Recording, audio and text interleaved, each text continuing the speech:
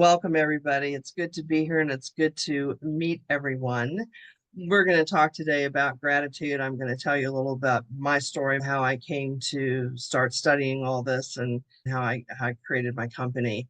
One thing to think about is that gratitude can really move you from stressed and confused to motivated and in control of your career. We're going to talk about how that happens. First, I'm going to give you a little history on me. Professionally, I have over 35 years of professional experience. I started off in national account management, calling on retailers, spent about 13 years in the apparel industry. Then after that, general merchandise. The last 14 years, I crisscrossed over into software as a service, but still servicing those industries of retail, apparel, and CPG. This slide really shows the story of my life in 5 pictures. I spent quite a bit of time from 2000 to 2016 taking care of my mother. I had elder care responsibilities for her. She had a 16-year odyssey with Alzheimer's, and anyone who's had a parent who's had Alzheimer's knows that is a very tough road to go down. It is time demanding and it's financially demanding as well. The second picture really illustrates my financial situation, which has gone on for a lot of that time, and that money appears to be a few steps out of my grasp. That has been a challenge. The third picture illustrates what happened during that period of time on top of the medical challenges and family challenges, is that I was involved in 5 corporate downsizings between 2004 to 2014. One of the questions I kept asking myself during this time is, why is this happening to me? And not to be in the victim mentality about it, but I have noticed from looking at different people in job seeking groups and whatnot that it does tend to hit some people more than others.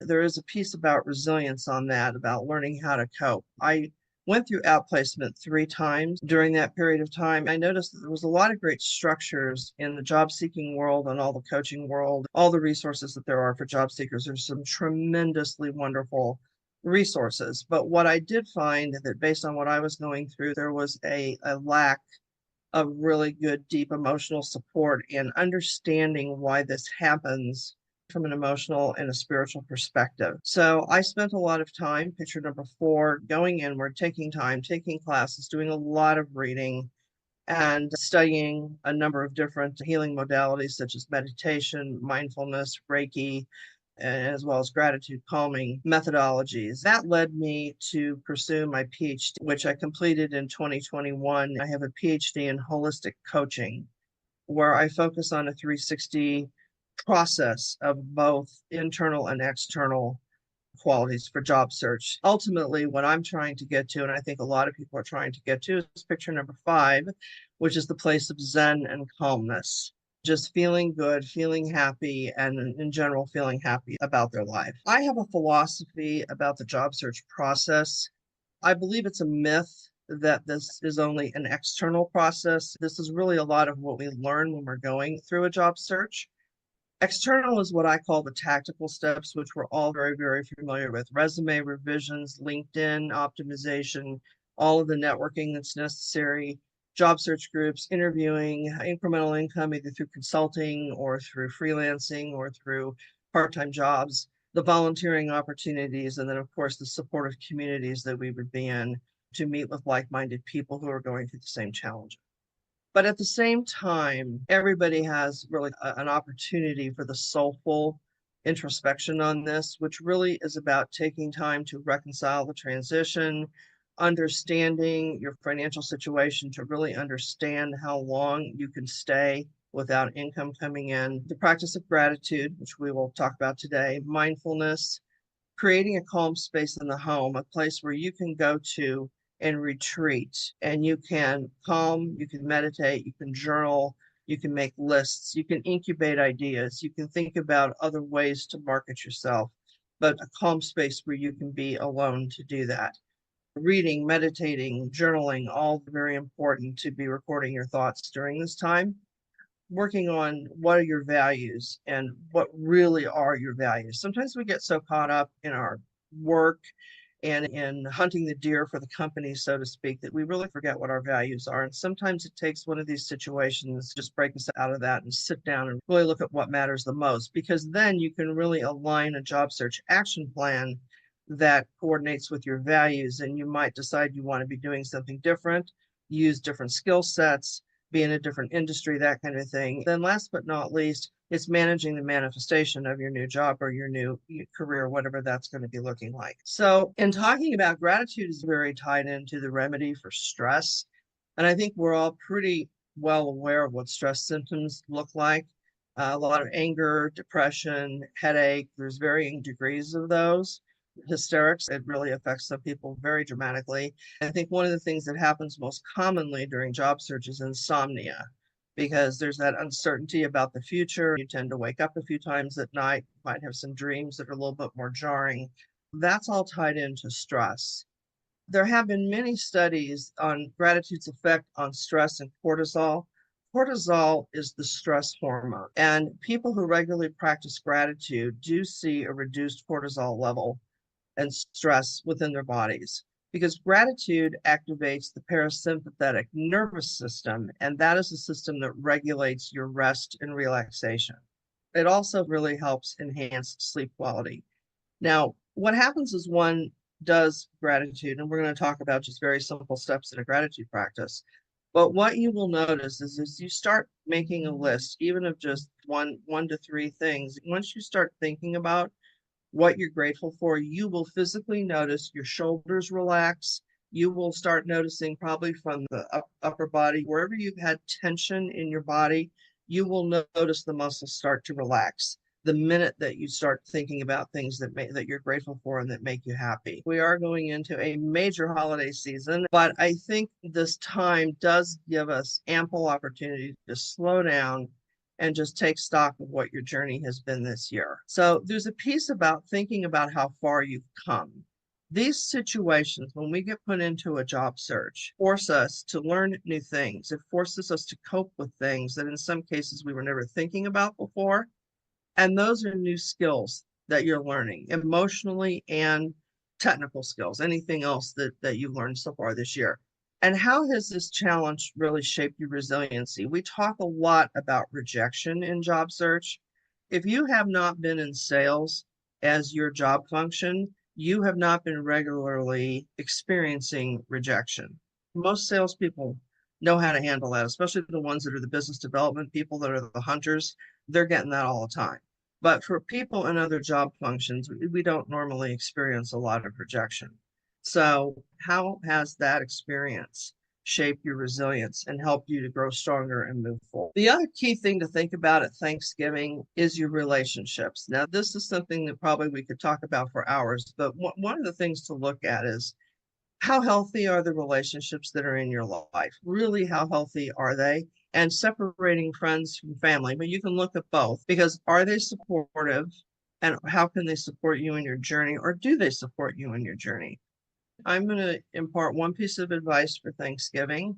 I know this is a major family holiday for people who have very large families, but in some cases, you might have some relatives that you don't care to be around at this time.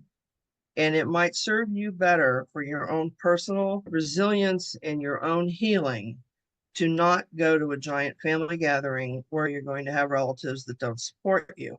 And if you do get into a situation where you go, but that person is going to be there, I would suggest just prepare yourself in advance for the conversation, because there's always going to be one well-meaning relative that's going to start grilling you about your job search if they know that you're in a job search. And they may have never lost a job.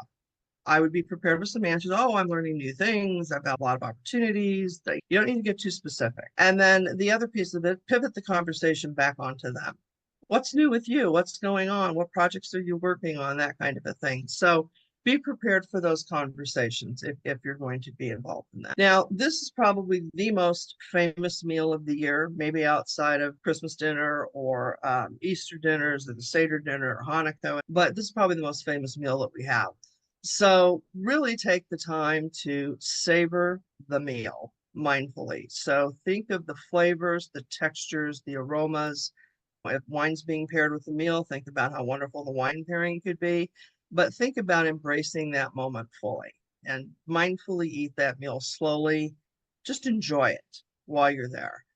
It's also an opportunity to share stories with your family and maybe think about doing something different this year, like playing a card game, play a board game. that the family can join into. Maybe something different than just sitting down and watching sports, or go for a walk, take the dog for a walk, do something that's a little bit out of the norm that you wouldn't do normally. There's also an opportunity to recognize your challenges as valuable lessons. I think we've talked about this a little bit, but every challenge is really a teacher in disguise. Not only the situation, but sometimes the people. Think about the lessons that you've learned this year, and then recognize this as forward stepping stones on a total life journey. Because I'll tell you, after you go through this journey, you're going to be changed.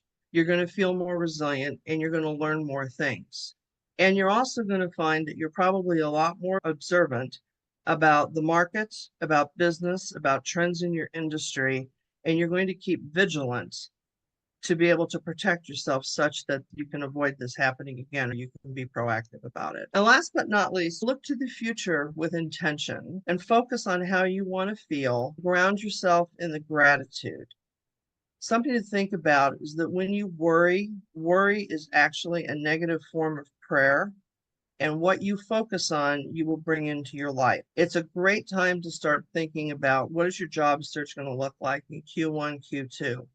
I would also highly suggest that you start looking at incremental streams of income that you can have coming in, either through consulting, other ways, monetize your skills, your hobbies, your interests. There's plenty of ways to do that nowadays online without leaving the house. Start a YouTube channel, do something new that will bring in money. You want to have multiple things going that bring in income, so that if one goes down, you've got income coming in from the others. And that's why it's so critical to understand your monthly budget, your family budget, so that you can weather these storms when they come. Because believe me, they will come again.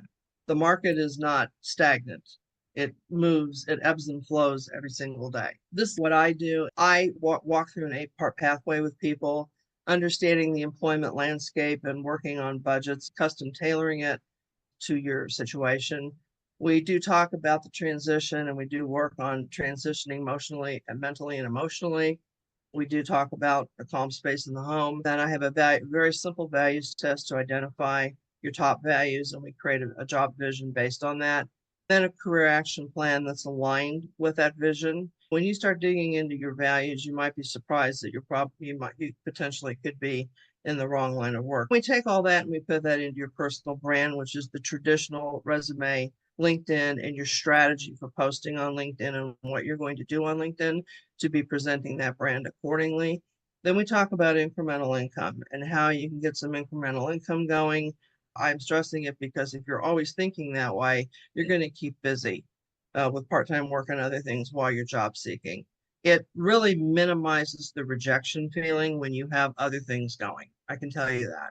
And last but not least, talking about manifesting those steps with an action plan. So that's what I work on with people. Your job transition does not need to hurt. It can be a time of tremendous growth, and it can pivot your life in a whole new direction that you really didn't think was possible.